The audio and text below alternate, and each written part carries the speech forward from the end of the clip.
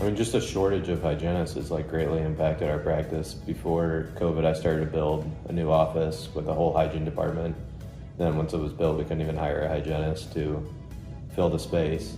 So it was exciting to see that there was some action being taken to make changes to, provide the care to our patients. We're under such, I'd call it a pandemic of underserved people. We get 60 to 70 calls for new patients every month. I'm having to push off because part-time hygienist that I have is only there 2 days a week. She can only see 20 people a week.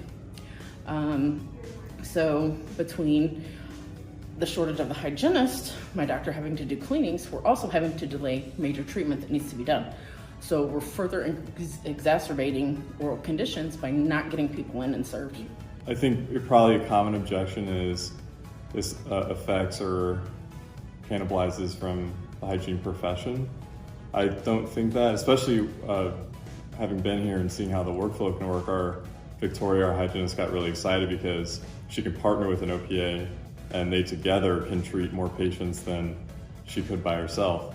And it allows her, like in her mind, to utilize more of her core training to treat periodontal disease. Like it would help me accelerate in what I do because I'll be able to focus primarily on my perio patients. But I think it would help me be able to do more for my practice and for the patients. Yeah, something that I thought more of while we were meeting was the workflows and how the OPA could be utilized in the office.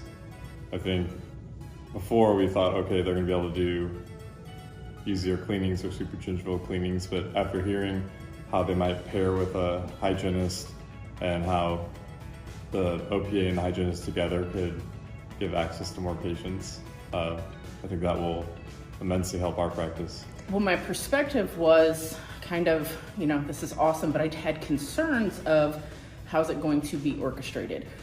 My whole thing is the person or the OPA needs to have education. They need to have training. They need to have the hand skills.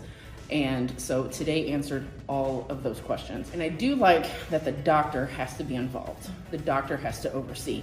You have a hygienist and a doctor that is going to make sure you're executing properly. I'm more excited now because I got to hear a lot about how everything's going to work and how the process is going to go. And I felt like it was very detailed and they're very intricate on everything. So that way they're making sure we're doing it in a safe way. I mean, I think it's great that they're being progressive and coming up with some solution to the problem. I mean, it's as much as an issue, I feel like, in St. Louis as it is in rural areas. I mean, we've had ads out for years and we still haven't been able to find anybody. We have 5 doctors and 1.5 hygienists, simply because we can't find any more to hire. And so there's a big bottleneck in the hygiene department, and that's really a tenet of dental care.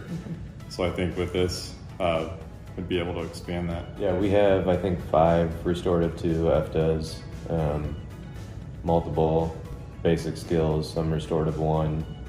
And yeah, I mean, I couldn't imagine practicing without them.